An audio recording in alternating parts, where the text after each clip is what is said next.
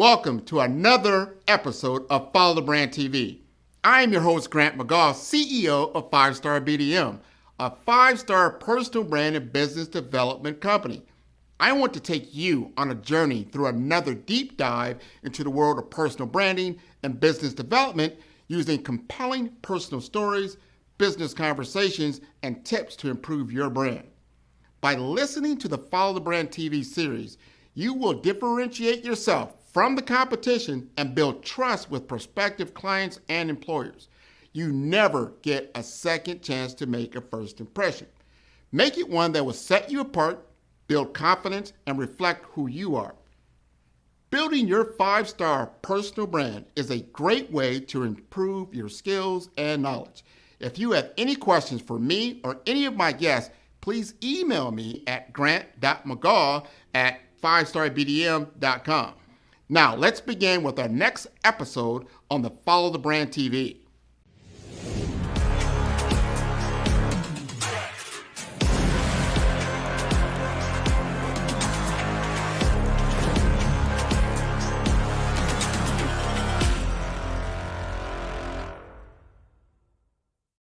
Five-Star BDM, Brand Development Masters, is a professional consulting and advisory group keenly focused on business development services for the small to mid-sized business and entrepreneurs. Although every business is unique, they often share business development challenges that can be addressed through smart branding. Services include process improvement and operations, digital strategy and transformation, business intelligence, digital marketing, and personal branding. Our business and personal branding company has helped a number of professionals and organizations to optimize and grow. This results in more business, more opportunities, better reach, positive outcomes. Visit www.5starbdm.com today to learn more.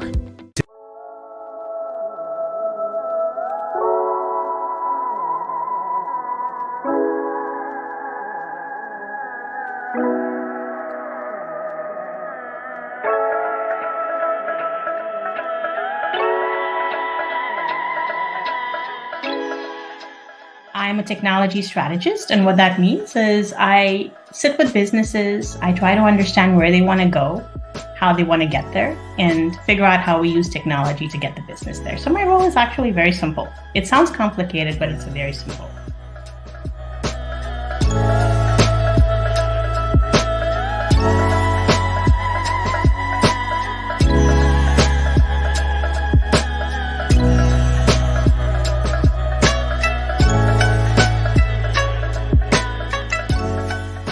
I really believe that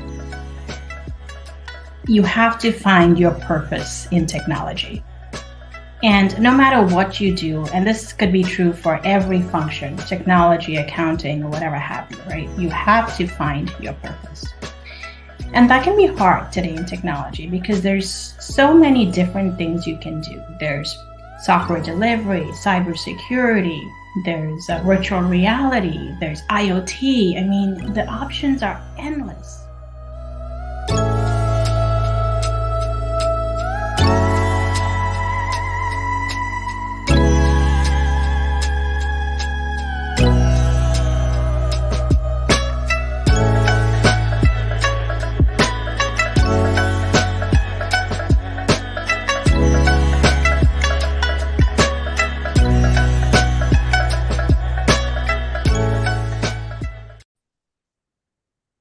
Welcome, everyone, to the Follow Brand Podcast. This is going to be a fantastic episode because I get to talk to my friend, Vidette. Vidette is so wonderful. She's telling me a lot about her background, where she came. She's telling me she went to school in Arkansas. I'm like, Arkansas? So here's the deal. We're sitting there, we're talking. She tells me, yeah, I grew up in India, and then I went to school in Arkansas. And I'm thinking, like, you're in India, and how do you think about, you know what, let's go to school in Arkansas? That is an interesting dynamic. That's like me saying, you know what, I'm going to go to school in Nepal. Like, I don't know anything about Nepal, but I'm going to go there. This is interesting to find out how many people make decisions that ultimately define their life and their role. So I want to introduce you to Vidette. We're going to get into this conversation right away. Vidette, introduce yourself. Grant, thank you for having me on your show. I'm really excited to be here today. And thank you for all the work you do in evangelizing healthcare and elevating people's lives. So thank you for that. I'm a technology strategist. And what that means is I sit with businesses, I try to understand where they want to go, how they want to get there, and figure out how we use technology to get the business there. So my role is actually very simple. It sounds complicated, but it's a very simple. Well, let's talk about I think is complicated. How do you go from India? And I don't know exactly, and you'll tell me, a little town, you're in India, and you come all the way to the US to go to school to get your education in a itty bitty town like Arkansas. I've never even been to Arkansas. I have no idea. So I'm like, I don't know about India and I don't know about Arkansas. And I want to know from you, how was that experience? So for me, it was a wonderful experience. I'm sitting in school, we're finishing up high school, and the question is, what do I do with my life next, right? And when I grew up, computer science was not mainstream curriculum for us. It was an elective. It was something you did on the side. And I grew in love with technology in about seventh grade. And here's how it happened. My mom helped me go to a summer school to just explore technology because I was bored during summer. And that's how I fell in love with it. So fast forward, I'm getting out of college. I'm getting ready to go to college. And the question is, what do I do with my life? And honestly, I said, you know what? The United States seems to have the best programs in comp sci, and it's very fast forward in terms of the technology adoption. Let me just go to the US. So a bunch of friends sitting around throwing darts on a map. And we said, okay, Arkansas it is. We got in. Seems like we could make it there. And hey, just friends being friends. I And that's am a intrigued. lifelong decision, not much critical thinking to it. Did you hear what she did? She said throwing darts on the map. And Yes. Arkansas was the closest, and she made a great decision. I want to talk a little bit more about that experience in India. We had talked a little bit before, and we talked about women in tech. I really want to do a lot around women in tech, especially in the US. I don't think it's widely adopted for women. I don't know if it's just exposure to comp sci, exposure to certain things, but you're telling me in India, there is a lot of women in technology. Can you expound on that? Yeah. So, what was interesting to me is when I came to study tech here, the whole concept of women in tech, I was literally the only woman in the classroom, firstly. But the whole concept of women in tech is exciting. But when you go to India, there's a lot of women in tech. We don't even talk about this, right? And I don't know what it is, Brent. I will tell you this. When I went to school in an all-girls school, and that's how most of the schools in India are at the time, at least. It was mostly all girls and all boys, separate schools. But our curriculum was the same, no matter what. And I don't think as kids we get exposed to, gosh, boys can do this better than us, or girls can do this better than us. That's the one good thing about that system. And so we just grow up thinking that, gosh, we're really good in science. We're really good in math. We don't have that comparison point or someone telling us that, oh gosh, the boys there are no boys to talk about, right? So I think that's part of it. I just never grew up thinking that this was not my area of expertise. Secondly, I think because India is an interesting country. We have 600 different languages, so many different, religions, and we have just kind of grown up to accept our differences.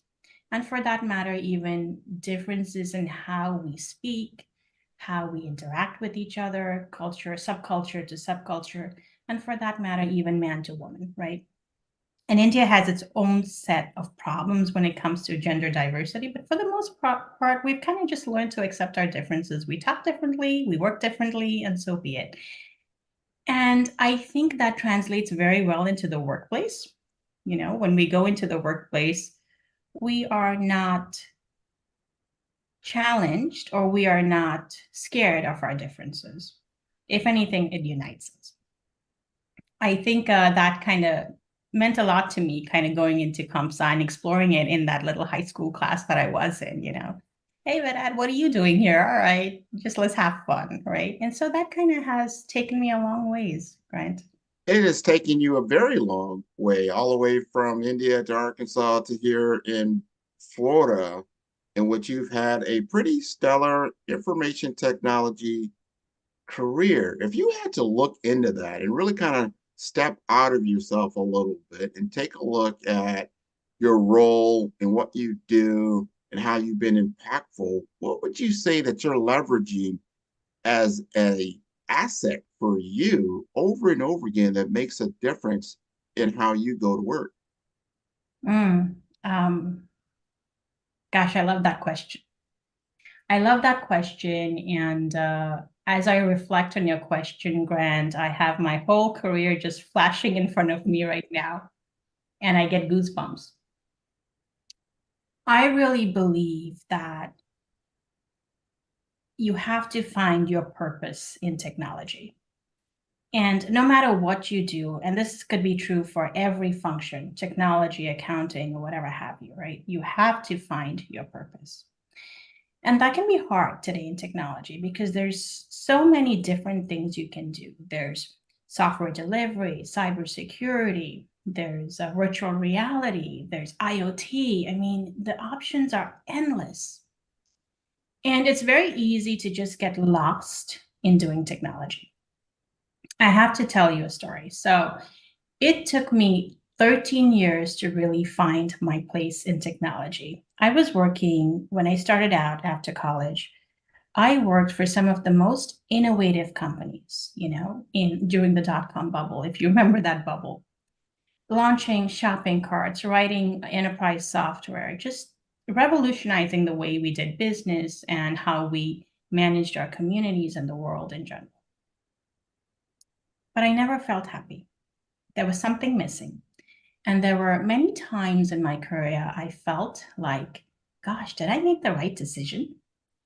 And here it is. I left home. I'm all the way in America. Told my parents goodbye, and chose not to return home. And how do I say I'm not happy, right? I don't want to go home because I would feel like a failure. But there were many times in that 13 years I really felt like maybe I didn't make the right decision. But in 2010, something happened. And if you remember, this was when patient advocacy just came out, the Patient Affordable Care Act.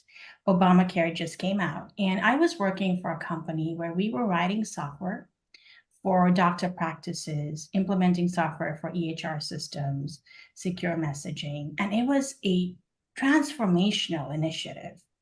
And we did it very successfully for 500 plus doctors across the nation. And it was a lot of sleepless nights. And at the same time, I was about to have my baby. And so I'm balancing my personal life with career. And it was a very stressful life too. Now, at this company, what we would do, Grant, is we would have our monthly town hall and we would talk about the growth of our business, just over lunch with the entire company. But one of the things they would do is they would read the patient testimonials. And there was this one testimonial that gave me goosebumps. It made me choke, and it also got tears to my eyes. And it was this lady who was terminally ill, and she accepted the fact that she was terminally ill.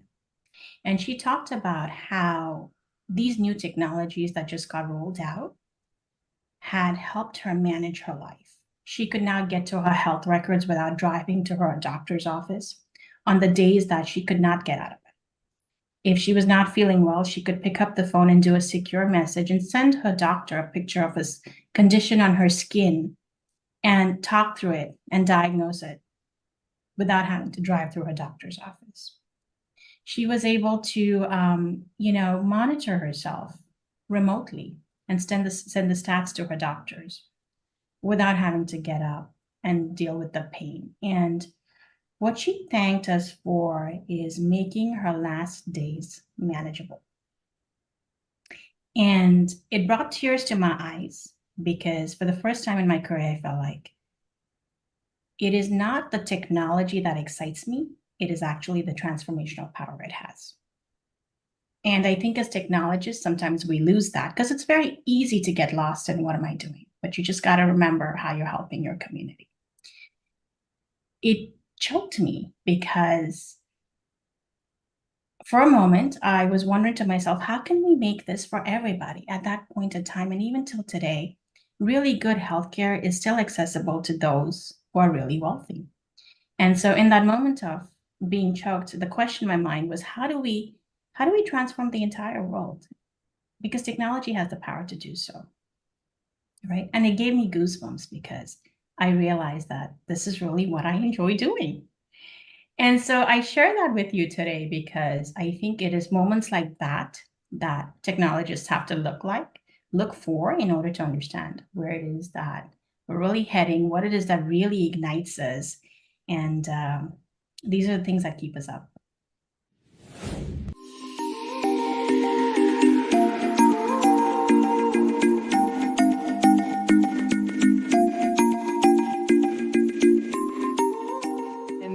The health system that I grew up in, that my mom worked at, they were embarking on their epic journey. And so I was hired into a new role here that they had, which was the Chief Technology Officer. And so my scope of responsibilities here is all on the tech side predominantly, but we play such an integral role with our application colleagues and with our Epic colleagues. So that's where I joined the organization here.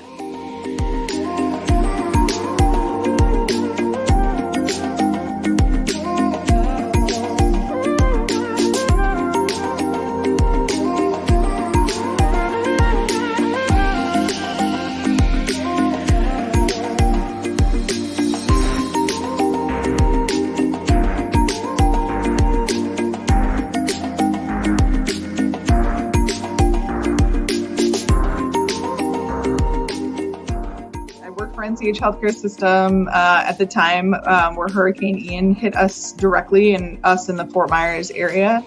So in healthcare IT, we are driven by disaster recovery, right? Like we plan for it our whole careers. Like that's the first thing you learn about when you come into an IT organization is what's the disaster recovery plan? And typically, once you've been in the industry for some time, you are used to working through disasters.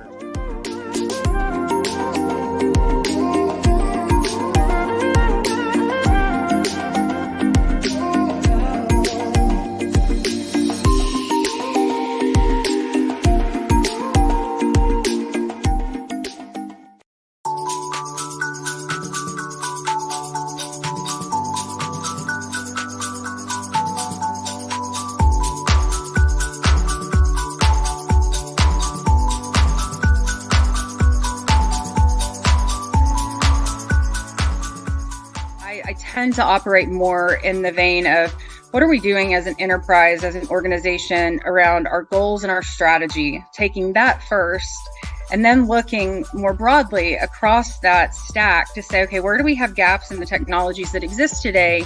But more importantly, where do we have gaps in what we seek to achieve where technology is not going to be as efficient or as adequate as is necessary to meet those targets?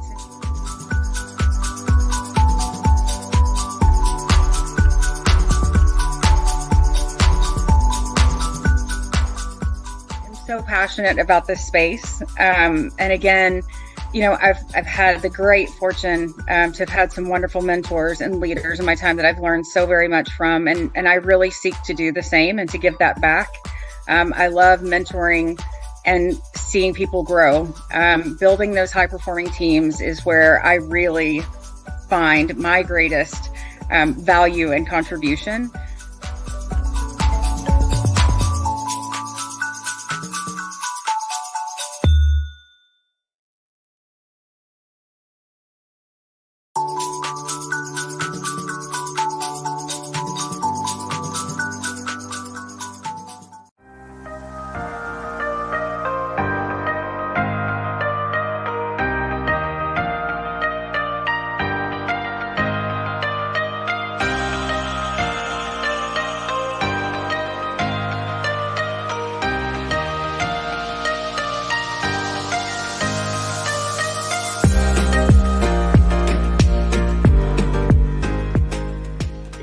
you have to do your work first. You have to research, you have to study, you have to take courses, you have to believe in yourself, and you really have to fight hard.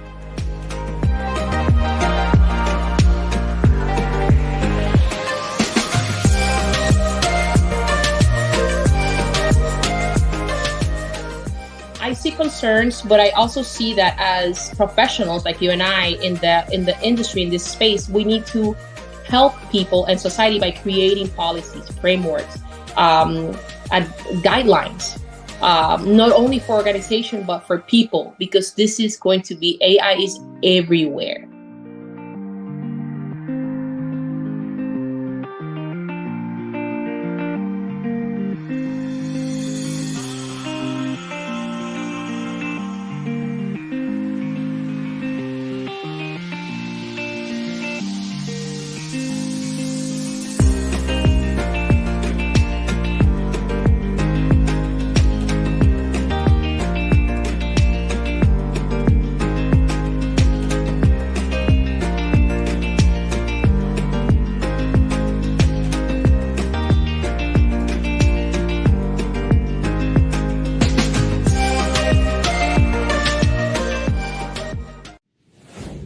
That Excited. keeps me up, man. I'm so glad that you shared your why and how you found your mission, your vision, your values.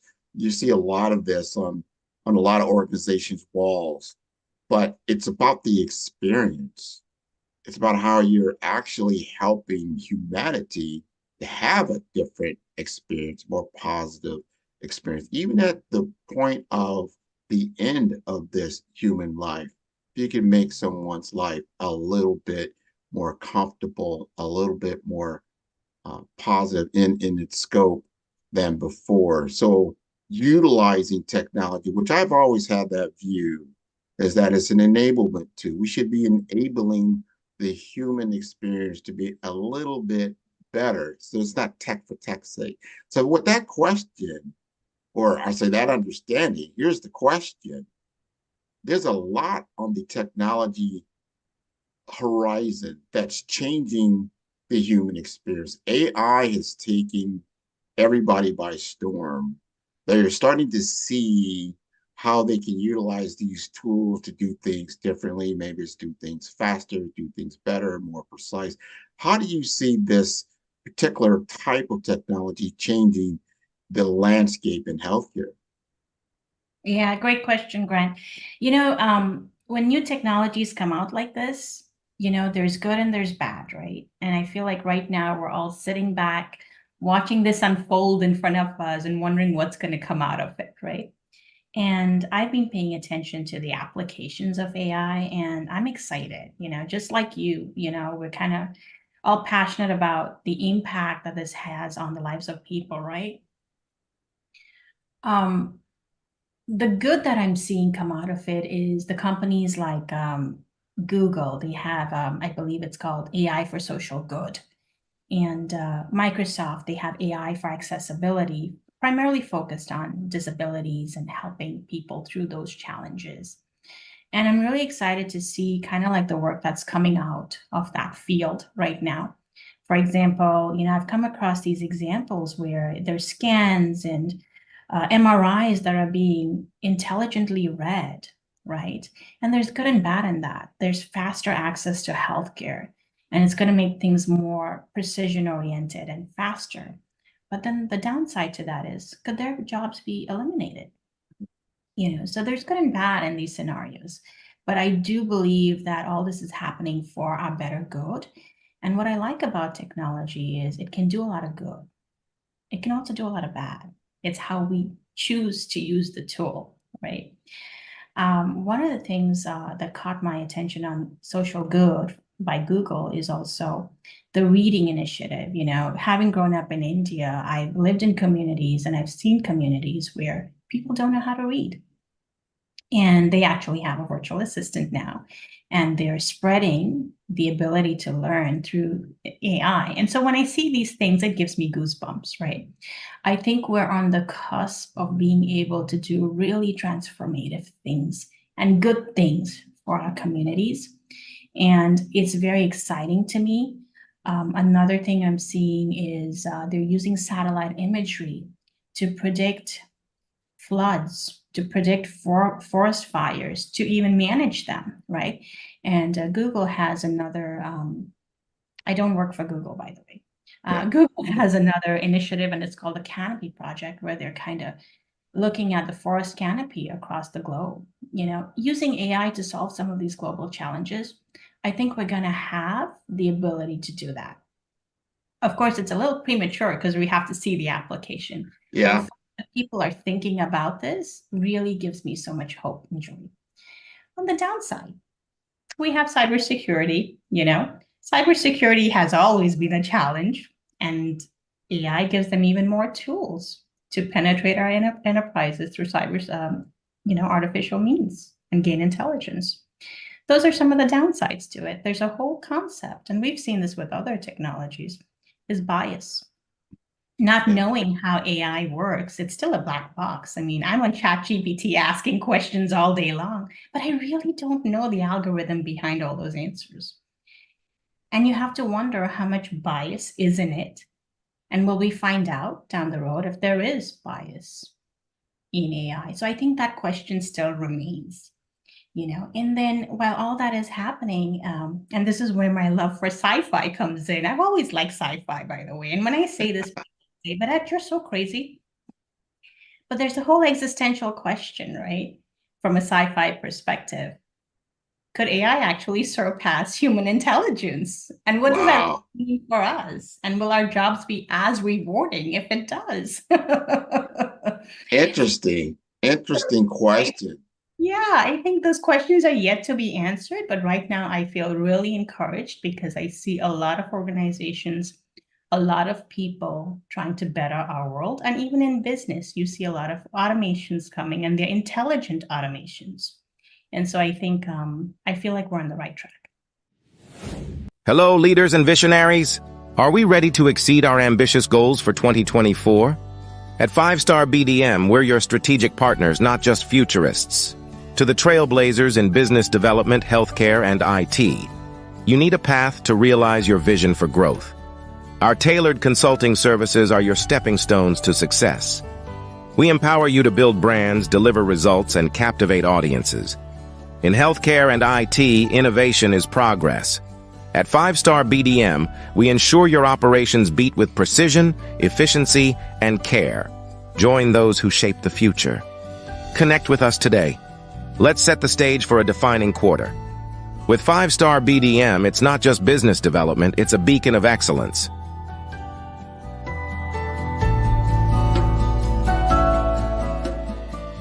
Five-Star BDM, Brand Development Masters, is a professional consulting and advisory group keenly focused on business development services for the small to mid-sized business and entrepreneurs. Although every business is unique, they often share business development challenges that can be addressed through smart branding. Services include process improvement and operations, digital strategy and transformation, business intelligence, digital marketing, and personal branding. Our business and personal branding company has helped a number of professionals and organizations to optimize and grow. This results in more business, more opportunities, better reach, positive outcomes.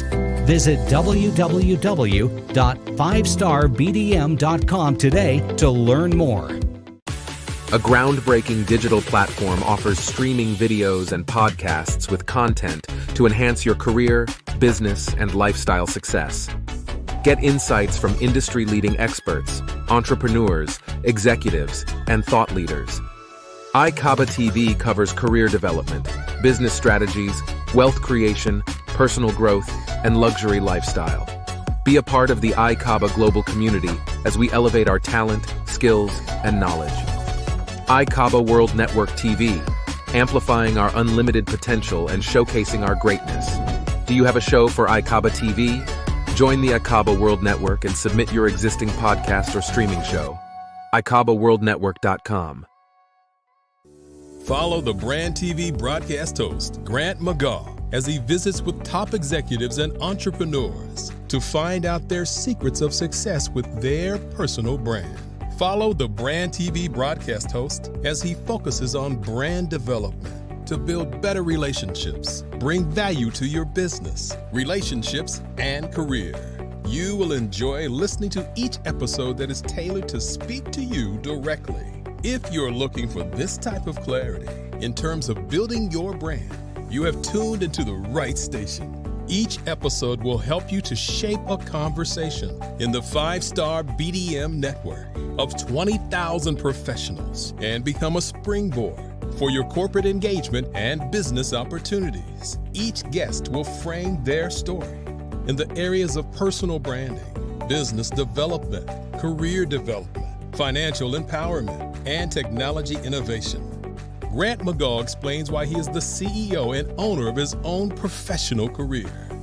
Grant is an accomplished business leader and entrepreneur who wants to give back to individuals to grow their personal brand strategy.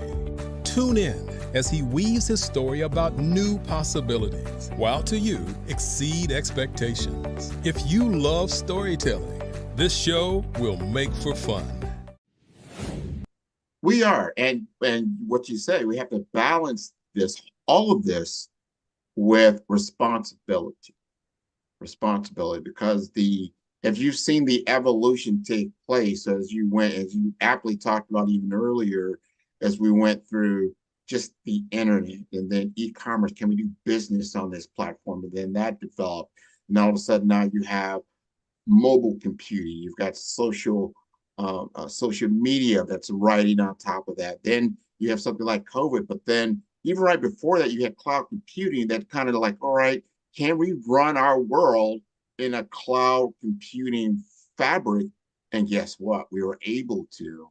And then that just gave rise to where we are now. Can we connect all our databases? Can we connect all these things to actually become something greater than it was before? And here we have large language models, because AI has been around a long time. But what you didn't have is all these other things that enabled it to be even better, be even smarter. You have more exposure to all these different things. And to your point, is there bias? And you say, well, yeah, because it was created by human beings that have bias. So it does, but can we begin to take responsibility for that program? An algorithm is a software program. That's what it is. So how are we programming this kind of intelligence to actually become better? I like how you even talked about earlier around just being in India and being able to accept people for who they are. They're going to be different. Everybody's not the same. But if you respect people as a human being, you'll get further along. And I believe in our American experiment that we have here in the United States, we're starting to learn that. We're starting to accept people just for who they are, regardless of their gender, their race, their religion, and all these other things. So we can come to a greater realization of the human experience. I like that. I want to ask you this. As we start to look at where we are in the U.S., for our women in technology, we want them to be on the forefront, especially in healthcare, where 70% of the workforce is female. And understanding that this technology fabric is not just in the Department of IT. I think everyone now realizes technology affects every single facet of the workforce. Help our audience understand where, if they were beginning in this technology landscape, where should they be focused? Are they focused in software, cybersecurity, in IoT, in data science? How do they get started in this whole thing? Yeah, that's a great question, Grant. And, firstly, I want to remind people that we truly have, I hear a lot of complaints about our educational system, right? We truly have an educational system that is awesome. And people might not pay attention to that because everyone has grown up in this country. But as someone coming to this country, I have a lot of appreciation. I'm someone who left other countries to come here to study my passion, right? And when it comes to technology, and by the way, India has great universities too, very strong in the sciences and technology. But so does the US, right? And we have to appreciate that. And I share that because sometimes I talk to a lot of women and men for that matter, and they're like, but I don't know what I want to do. I don't know where I want to go. I used to work with a lot of girls who code, and I don't know where to go to school. And it's such a hard decision. And I'm like, just pick one, throw a dart, and you're gonna be fine. Because the education aspect is just one of the many decisions you're gonna make. But the true decision that you really need to make is kind of like understanding what your interest is. And there's many different ways in doing that. And technology has so many things, like you say, cybersecurity, coding, IoT, whatever it is. Explore your interest.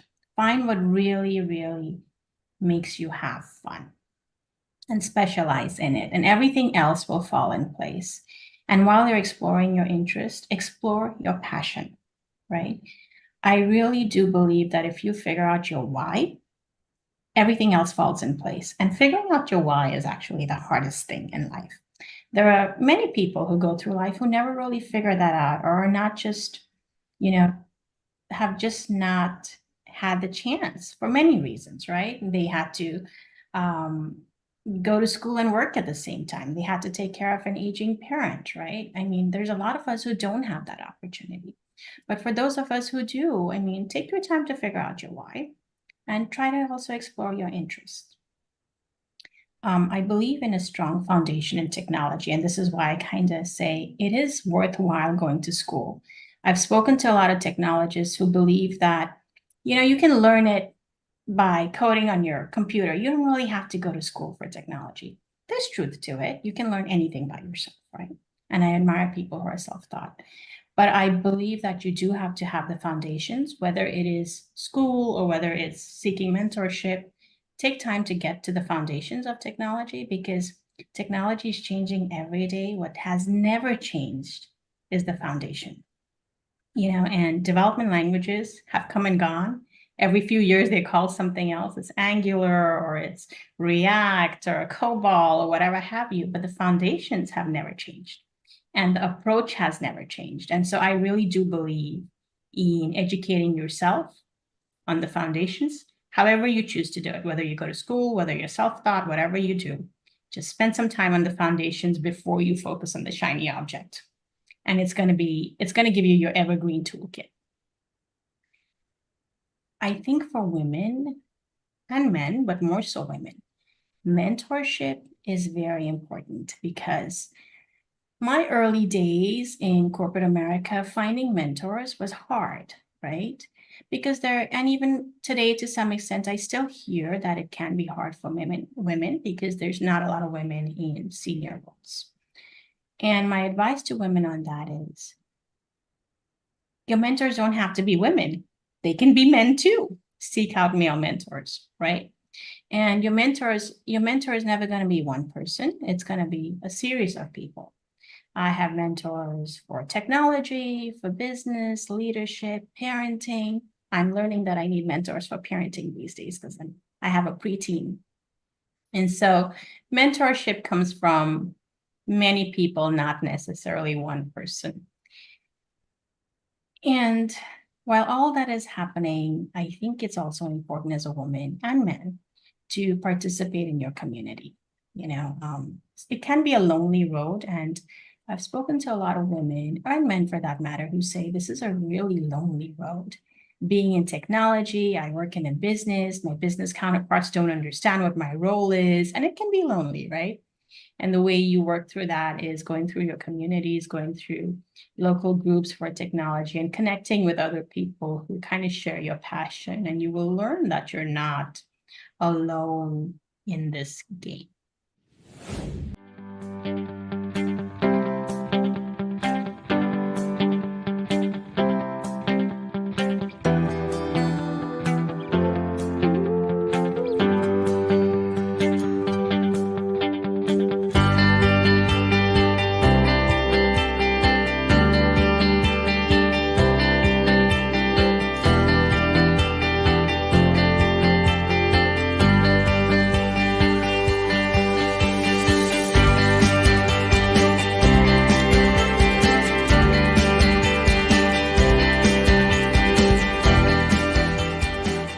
lot of people being more and more aware of how these threat actors are going after people daily, every second. I mean, one thing that people aren't, they might not be familiar with is called phishing emails, right? Where they send you information, try to get you to click on a link where it's an offer or something like that. But 3.4 billion phishing emails are sent daily, right? Think about that.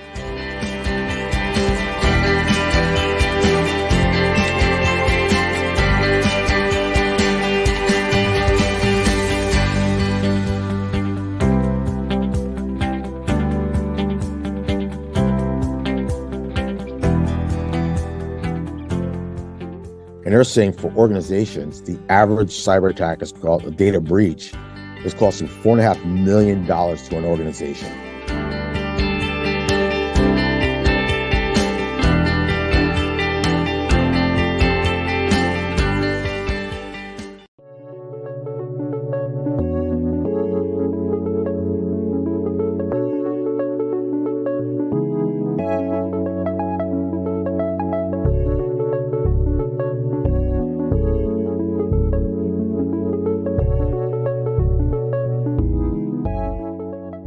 Passion has been around helping communities of color and historically underrepresented and underserved communities, minority, rural, veterans, persons who are differently able, in the intersection of education, innovation, technology, industry, and let's throw some entrepreneurship in there just for fun.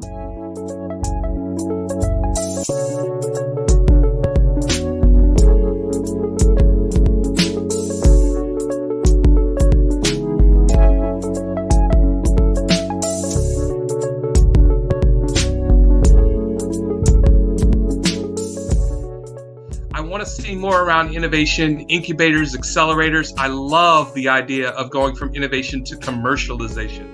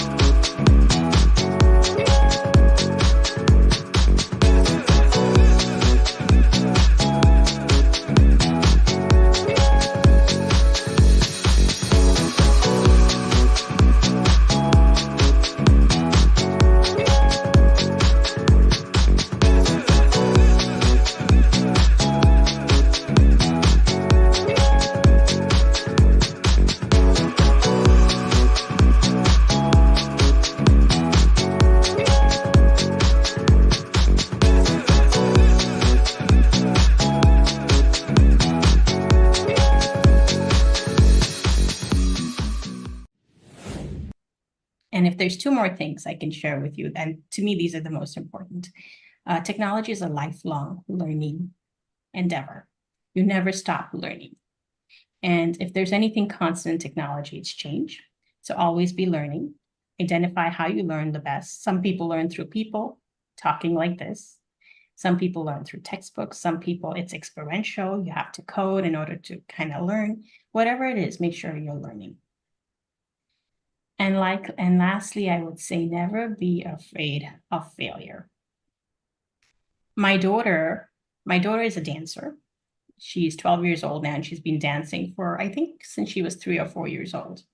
And I was always the backstage mom, helping these girls put on their makeup, get their clothes on, get ready, walk them to the stage. And what I saw in these young girls who were having fun, Grant, is the 5 minutes before they went on stage, they were terrified. They were terrified. And so one day I had to pull my daughter aside. And since then, I this is something I always tell her, and I always remind her now. It's important to have fun when you're on stage, but there is going to be a day when you fall. And the day that you fall, barring that you are not in physical pain, you need to get up, put a smile on your face, and keep dancing. If there's anything I tell women in technology is the one trait that is an absolute must-have is resilience, and be prepared to fail. Man, do you hear that? That's called the mic drop. Just drop the mic for us. I don't have another. Any question I would want to ask, you have answered it. You have helped us as far as sharing your wisdom and your insights, your knowledge and your experience. I think it's been wonderful. I want you to help the audience understand how they can get back in touch with you from whether it's a LinkedIn or something to that effect. What would be the best way? Great question, Grant. I'm on LinkedIn. If anybody has questions about, gosh, but what do I do with my life next? I love helping women in technology. Whether you are in school, exploring STEM, from a college perspective, whether you're entering the workforce, or whether you're even in the workforce figuring out, gosh, I'm having a midlife crisis, what do I do next? I'm on LinkedIn. My number is, my number is not published, but my email is, so please reach out to me. I'm always happy to pay it forward. That's what it's all about. STEM, if people don't know, that's science, technology, engineering, and math. And you have mastered that. And I don't tell people, throw a dart, man. That's going to be my statement for the year. Throw a dart and go after it. I still am so impressed with you that you took a leap of faith to come to the United States, to study abroad, to get your education, and to become a successful information technology leader over these last years. And you've been on the cusp of all these different things that have developed, but I really love how you just stated all of it. There's a purpose to this. This is not playing games. When you can help another individual on their road of life to be a little bit better, then your life has purpose. And I really appreciate you being on the Follow the Brand podcast today, Vidette. Grant, thank you for having me. It was an exciting experience. I absolutely love your podcast, Follow the Brand. I was listening to some of your other talkers, and gosh, talk about elevating people and their purpose and their passion, and elevating our communities through healthcare. You're doing an amazing job, and I thank you for doing that. Well, thank you very, very much. The audience can tune into all the episodes of Follow Brand at 5-Star BDM. That is B for Brand, D for Development, Informations.com. This has been wonderful, and I will see you soon, Vidette. Thank you very much. Thanks, Grant. Bye now. Bye-bye. I'll go back to the part of what I was told. I was told that I wasn't good enough to go to college.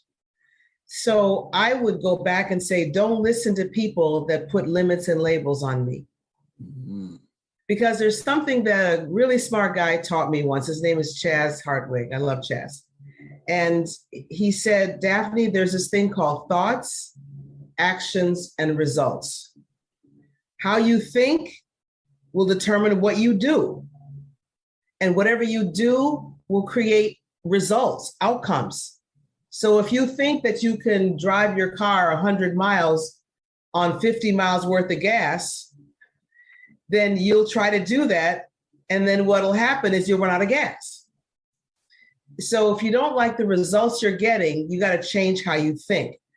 I tell people, use AI and technology to your advantage. Use it as a resource and as a tool. And I don't have to tell you, because I know that you do that on a large scale. I know so many other entrepreneurs who are doing that on such a large scale right now, right? And they're feeling the benefits of using these tools in the right capacity in the right way. And so it's exciting, but some of the world gets a little bit of angst about it. And so I'm like, okay, let me just give you a brain hack right now. Anecdotally, from the moment I got into this position, the number of women, Black women, Haitian women, Black men, who have just come and said, you made me believe this is possible. Now I can speak too. And it's not about just appeasing, but they see the move towards inclusion, the need, the move towards someone who can represent their voice. Well, you definitely need the education and higher education, master's level, by all means. But even with that, I think it's important for young people to understand that you're not going to finish your master's and become the CEO and run, a hospital and organization. You need some experience. You need to gain the knowledge. Healthcare is ever changing. And so we have to always stay on our game. We have to constantly be learning, going to conferences, trying to understand where this whole field is going. And so that's one thing. You want to gain your master's, but be a continuous learner in the process. Very important. You have to build those relationships. This is a relationship field. It's meeting people, working with people. We do not work in silos. In order to run a hospital, to provide care for our patients, we don't do it in a silo, just one department or one person. It's a team. It's a team working together. And so you have to be a team player. When people arrive in the CEO, CFO, C whatever role, our biggest impact is helping the next generation. So if you can figure out a way to network, connect, create, and get your 5 to 10 minutes of FaceTime, they're happy to receive it. I'm happy to receive it. But make sure that what you have to say is impactful. So do your research. Because those 5 or 10 minutes that you're vying for, so are, hundreds of other people, literally. So make sure that you remember and know what you want to say in those 5-10 minutes, and make sure it's memorable. I exercised a little bit of that in my introduction. Very real unfortunate situations where we can't control the number of Black and Hispanic physicians out there. The quantity is low, right? And so I don't know how to impact that. I don't know how to get more individuals of color from marginalized communities to take an interest in healthcare and become a doctor, because there's so many barriers along the way, right? And I don't mean intellectual. We got it in spades, right? What I'm talking about are the systemic obstacles that make it extremely difficult to be a person of color, much less a woman of color, and try to get into the medical field so that you can positively impact your community. So I understand that when we talk about public health, when we talk about genomics, we talk about certain conditions that impact communities of color, marginalized communities, indigenous communities, so on and so forth. The representation isn't there. And so it's really difficult to establish trust. And it's really difficult to get past some of those social atrocities when literally the people that contributed to those atrocities look like the person standing in front of you. Yeah. So I understand it becomes difficult, but I still think we have to take that step. We have to take that step in becoming more informed, understanding there's a number of genomic tests available that so many people aren't aware of. So many people of color aren't aware. They don't know what their insurance does or does not cover. The most common one is actually the It's called a BRC. I call it BRCA1, BRCA2 test for breast cancer.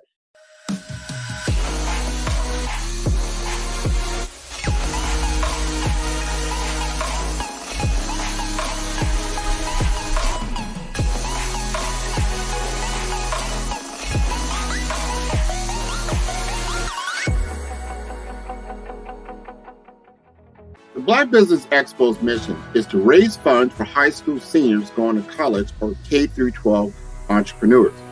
This expo is a fundraiser for students. Please, you may go to www.blackbusinessexpousa.com to donate to the scholarship fund or use the Cash App at $BBXUSA. Our goal is to give laptops and up to $5,000 to 10 students. Students can register online at www.blackbusinessexpousa.com. Every dollar counts. Please donate to the Black Business Expo USA Scholarship Fund.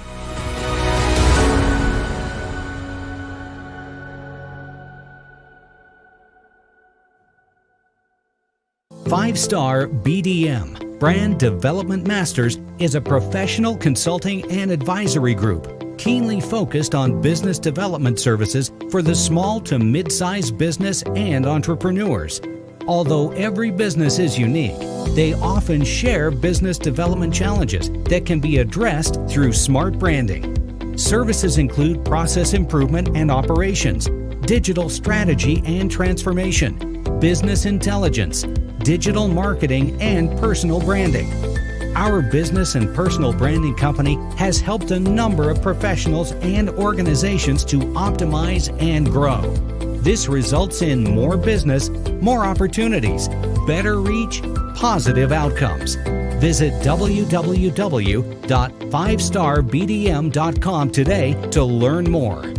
Tune in for our next show or click on our website at www.fivestarbdm/followthebrandtv. Thank you.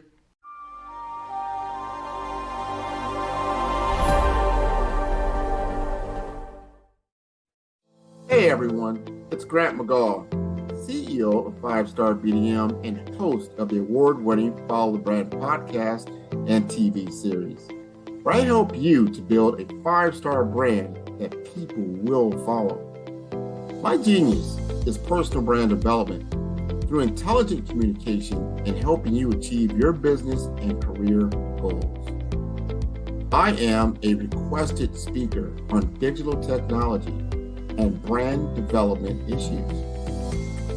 I want to work with you to increase the value of your current opportunities while attracting new ones. Every one of you is unique, and we all share challenges that can be addressed through smart branding. As a super connector, I work with you as an executive coach to guide you along the complicated business and career development road, providing the enhancement tools and information you need to succeed. Together, I will help you succeed in today's challenging business climate. I will evaluate and measure your progress. Best of all, I am right alongside you every step of the way. Build the brand called you. Genius.